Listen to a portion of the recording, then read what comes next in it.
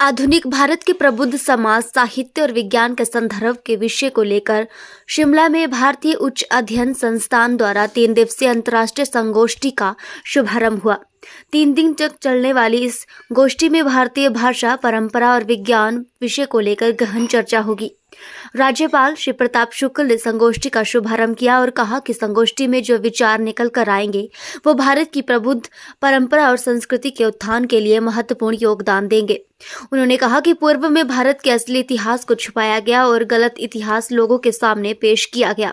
वर्तमान में देश को एक सशक्त नेतृत्व मिला है, जिससे दुनिया में भारत की महत्ता बढ़ी है। नई शिक्षा नीति देश के सही इतिहास, संस्कृति और परंपरा को उत्कृष्ट करने का काम कर रही है। देखिए, महत्वपूर्ण विषय पर सचमुच शुरू है कि भाषा, भारतीय भाषा, परंपरा और विज्ञान,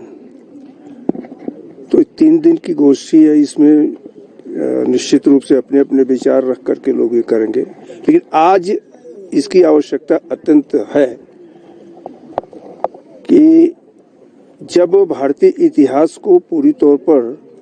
जो उसका वास्तविक इतिहास था नकारा गया, आज नई शिक्षा नीति ने अपने इतिहास को, अपने प्राचीन परंपराओं को, संस्कृति को उद्धृत करने का कार्य किया है और विशेष करके भाषा और विज्ञान पर यहाँ पर विचार होने वाला है। मैं इसके लिए शुभकामना भी देता हूँ और सही अर्थों में स्थिति ये आई है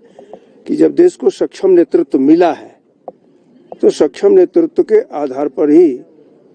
आज भारत की वो महत्ता भी बढ़ रही है और भारत जगह जगह ये बात आ रही है, जगह जगह के शासक भी इस बात को कह रहे हैं कि किसी भी बात को कि अगर भारत इसमें हस्तक्षेप करेगा तो शायद विश्व की समस्याएं धीरे धीरे सॉल्व होंगी, पूरी होगी। तो यह जो 3 दिवसीय मंथन है, मुझे लगता है कि भारतीय संस्कृति के संदर्भ में, भारतीय विज्ञान के संदर्भ में, भारतीय भाषा के संदर्भ में एक बहुत सशक्त उदाहरण